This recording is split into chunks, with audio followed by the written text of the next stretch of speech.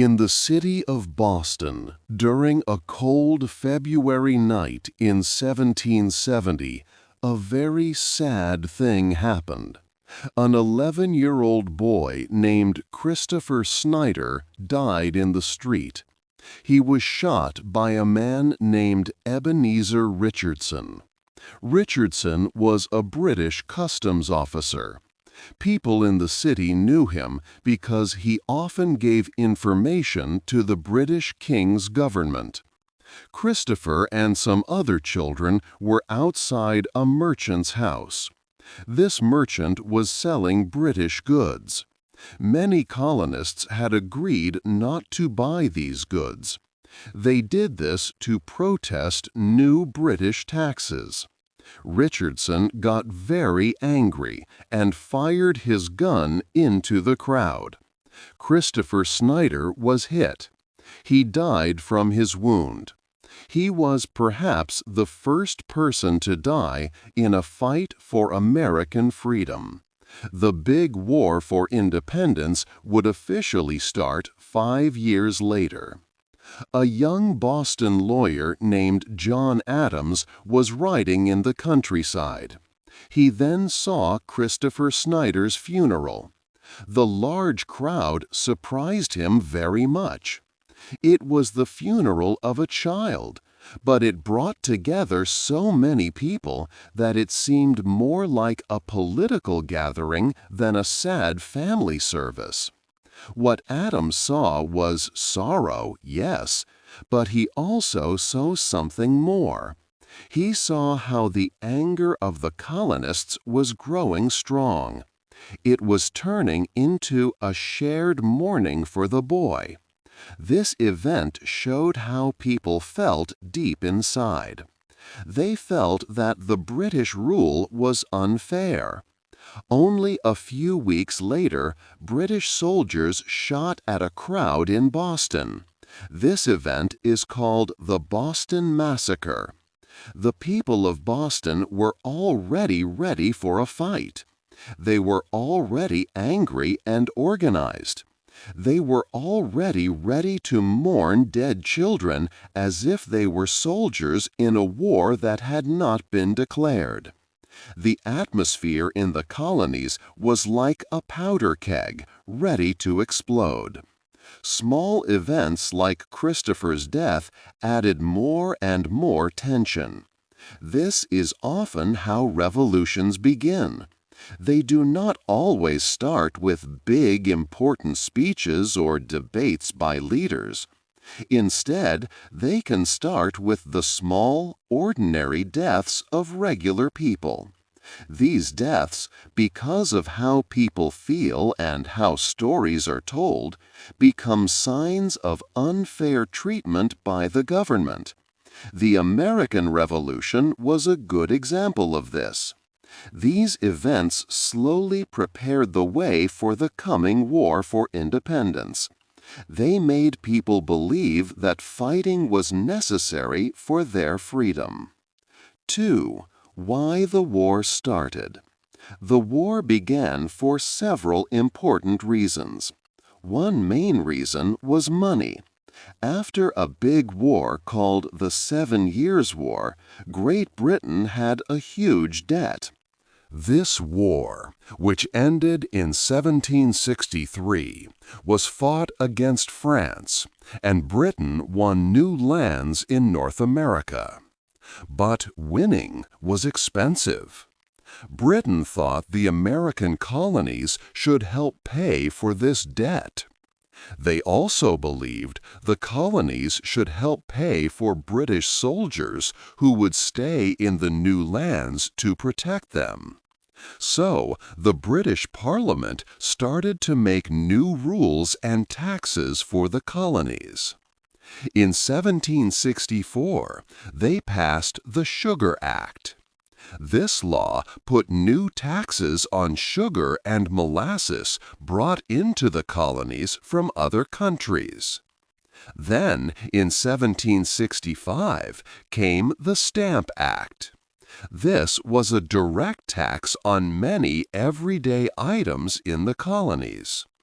People had to pay a tax on newspapers, legal papers, playing cards, and other important documents.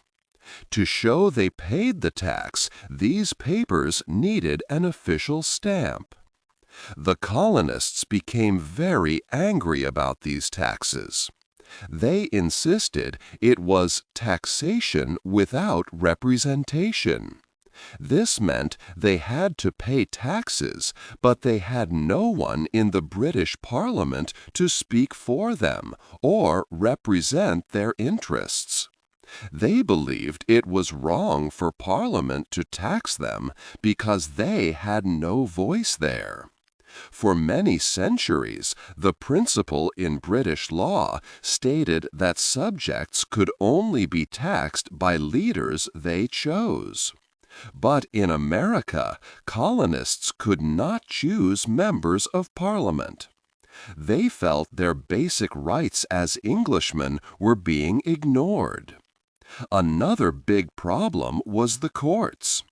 If colonists did not pay the new taxes, they went to special British courts. These courts were called Vice Admiralty courts. In these courts, there were no juries of local people. Usually, a jury is a group of ordinary people who decide if someone is guilty or not. But in these British courts, only judges appointed by the king decided cases. These judges sometimes got paid more if they found people guilty. Colonists felt this was very unfair and went against their birthrights. The denial of a trial by jury fueled their anger. These new taxes and unfair courts made the anger in the colonies grow stronger, pushing them closer to war. 3. The leaders and the first fights. Many important people became leaders in the fight for independence. Their reasons were sometimes simple and sometimes very complicated. George Washington, a rich farmer, wanted the colonies to be free. He also owned much land in the western areas. British rules stopped this land from growing in value. So his own money interests were tied to the colonists' freedom. Washington became the main army leader even though he was not fully ready at first. He learned from his mistakes and became stronger. Thomas Jefferson wrote famous words about freedom and equality for all people. However, he also owned many enslaved people. He understood that slavery was wrong, but thought ending it was not possible at that time. Other leaders like Benjamin Franklin had business reasons for wanting change. Samuel Adams was very good at sharing strong messages to make colonists angry at Britain. Groups like the Sons of Liberty were already organizing protests. They made sure colonists did not buy British goods and sometimes scared tax collectors. This helped unite the colonies against British rule. Britain still had a tax on tea. In December 1773, this tax made colonists very angry. Many men, some dressed as Native Americans, got onto British ships in Boston Harbor. They threw 342 boxes of tea into the water. This event is known as the Boston Tea Party. Britain reacted strongly to the Boston Tea Party. Parliament passed new laws in 1774 that colonists called the Intolerable Acts. These laws closed Boston Harbor. They also took away some of Massachusetts's self-rule and sent more British soldiers to Boston. These harsh acts made the colonies more unified against Britain. Representatives from different colonies then met at the First Continental Congress in September 1774 to plan a response. In April 1775, British soldiers marched to Concord to take away colonial military supplies. On their way, they met colonial soldiers in Lexington. Shots were fired, and 8 colonists died. This was the first fighting of the war. The British continued to Concord, but then had to march back to Boston. Colonial militiamen shot at them from behind trees and stone walls, killing 73 British soldiers. The war had officially started. 2 months later, another big battle happened at Bunker Hill. American soldiers fought bravely, even though they were outnumbered and low on ammunition. The British won after 3 attacks, but lost many soldiers. Americans learned that they could stand and fight against the powerful British Army. 4. Money and a war of words. Before the fighting truly began, money was a big reason for the growing anger. The American colonies had strong businesses. They sold farm goods and made things like ships. But Britain had many rules that hurt American trade. Laws called the Navigation Acts made colonists trade only with Britain or on British ships. This meant colonists could not sell their goods to other countries for better prices. They also could not make certain products, like cotton clothes, if those competed with British goods. The Currency Act stopped colonies from printing their own money. These rules made American merchants and business owners very unhappy. They felt their chances to get rich were being taken away. British taxes also hurt specific groups. The Stamp Act, for example, affected printers, lawyers, and merchants the most. These were educated people who knew how to organize and speak out. The Tea Act, which gave a British company special rights, made American tea sellers lose money. These economic problems pushed many colonists to want change. They believed that fighting for freedom would also protect their businesses and wealth. But money was not the only tool. Leaders also used words and pictures to win people's minds. This was called propaganda. Samuel Adams was very good at this. He used newspapers to spread ideas against Britain. He helped change the story of the Boston Massacre. He and his friends made it seem like British soldiers simply shot peaceful colonists without reason. Paul Revere made a famous picture of the Boston Massacre that showed this unfair view. This picture was shared widely and made many colonists furious at Britain. One of the most powerful writings was a small book called Common Sense. Thomas Paine, a new immigrant to America, wrote it in early 1776. Paine's book said that America should be completely free from Britain. He wrote in simple language that everyone could understand. He challenged the king's authority and said that reconciliation with Britain was impossible. Common Sense sold more than 150,000 copies and was read aloud in public places. It moved many people emotionally and intellectually, convincing them that independence was the right and necessary path. 5. The war's secret helpers. The war for independence was not only fought by soldiers. Many people helped in secret ways. Their efforts were very important, but history books often forget them. These groups made big choices and faced many dangers. Women played a key part in the war. Many women traveled with the army. They worked as nurses, cooks, and laundresses.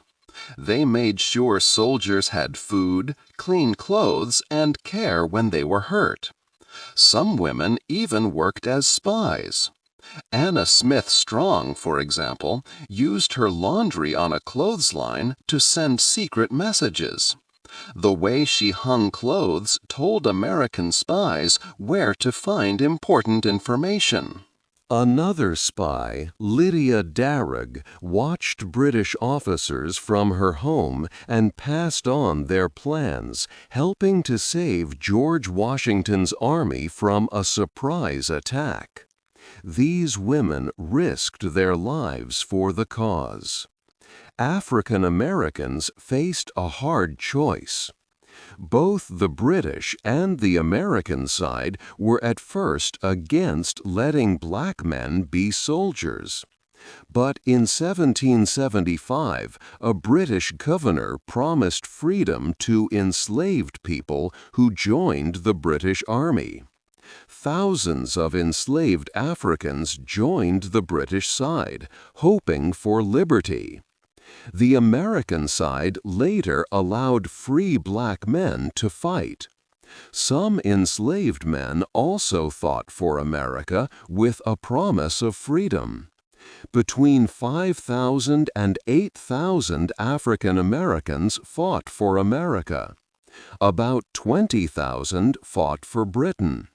However, for many, the promise of freedom was not kept after the war, no matter which side they chose.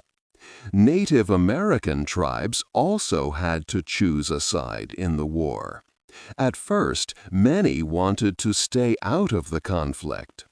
But both the British and the Americans asked them for help. The powerful Iroquois Confederacy split. Some nations, like the Oneida, helped the Americans. Others, like the Mohawk, joined the British. This meant that Native American warriors sometimes fought against each other. After the war, American victory led to Native American lands being taken. The war brought more challenges to their way of life and their lands. These groups showed courage and helped shape the war. Their stories remind us that many people, not just the famous leaders, fought for different kinds of freedom. 6. A war around the world. The American Revolution was not just a fight in the colonies. It became a big war around the world. Other European countries saw a chance to weaken Britain, their old enemy. This made the conflict much larger than many people remember. At first, France helped America secretly. A French company sent many things like gunpowder, weapons, and uniforms. American soldiers used French supplies in important battles, like the Battle of Saratoga. Without this secret help, the American army would have had many more problems fighting the powerful British. Later, in 1778, France officially joined the war as an ally. French soldiers came to North America. More importantly, the French Navy, or Sea Force, became very active. Spain also joined the war against Britain, making the fight even bigger across oceans and on different continents. The French Navy was key to the final victory. In 1781, the war's last big battle happened at Yorktown. General Cornwallis, a British leader, was trapped by American and French soldiers. He hoped the British Navy would come and save his troops. But the French fleet, led by Admiral de Grasse, fought and beat the British Navy nearby. This meant no help could reach Cornwallis. With no escape, the British had to give up. The war ended soon after. Many people think the war was won by everyday citizens, like farmers with guns. This is a popular idea, but it is not completely true. These citizen soldiers, sometimes called Minutemen, were important at the start of the war, especially at Lexington and Concord. But they did not serve for a long time. Their guns, like muskets, were also not very accurate. After the first fights, the Continental Army became the main fighting force. This was a regular army with trained soldiers. They committed to years of service and learned how to fight in organized groups. George Washington led this army. It was this trained army, helped a lot by French supplies and soldiers, that finally won the American Revolution. The idea of the citizen soldier became a myth that often hid the real hard work of a professional army and the crucial help from other nations. 7. A new country's big problems. The new country, America, faced many big problems after the war. One of the biggest was a contradiction. The fight for freedom allowed slavery to continue.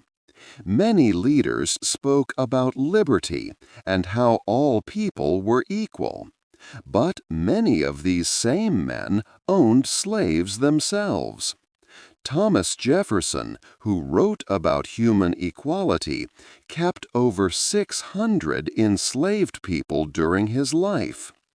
People like Abigail Adams and the free black preacher Lemuel Haynes saw this problem clearly. They asked how America could fight for its own freedom while keeping others enslaved. The new rules for the country, called the Constitution, even protected slavery. For example, it included the 3/5 compromise. This meant that each enslaved person was counted as 3/5 of a person. This helped states with many slaves get more power in the government.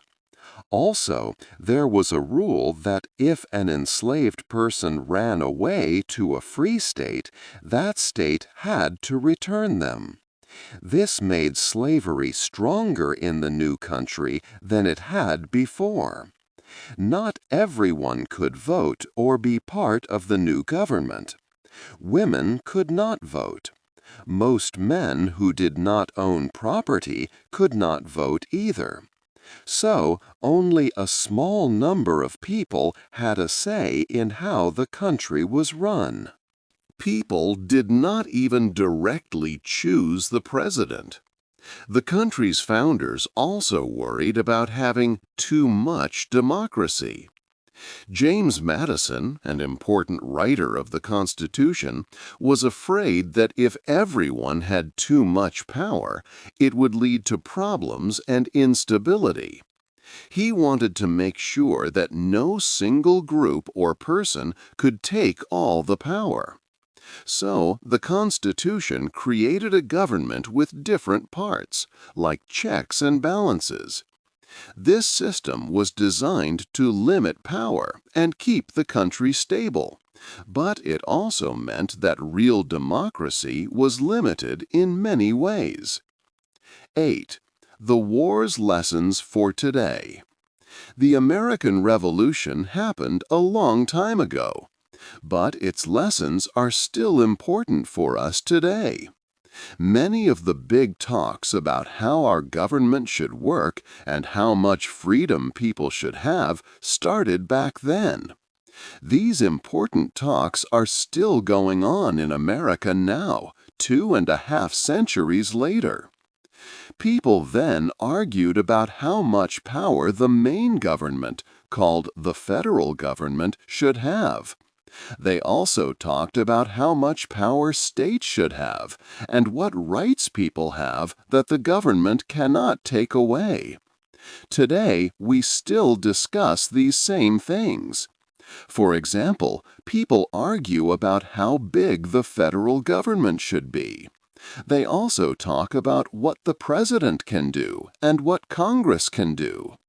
Even questions about a free press and sharing news have roots in those early days. This shows that the old debates from the Revolution are still alive and affect our lives. The American example also changed the world. It showed other countries that people could fight against a strong empire and win. The idea that governments get their power from the consent of the people, not from a king, spread to other lands. The French Revolution, which happened soon after, used many ideas from America. Countries in South America also got ideas from the American fight for freedom. The American Revolution made everyone think about their own freedom and the right to choose their leaders. So, the Revolution's biggest gift is not a list of easy answers. Instead, it is a set of important questions that we still face. The leaders of 1776 asked, "What is freedom? Who should have it? How can we make everyone equal and protect minorities? How much power should the government have to keep order?" The revolution started a long conversation, and it is still not finished. Every time we talk about government power or people's rights today, we are part of that conversation.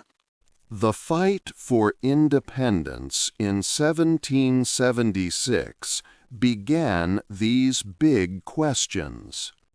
We are still trying to find the best answers for our time. What do you think is the most important lesson from the American Revolution for us today? Please leave your thoughts in the comments. Hey there!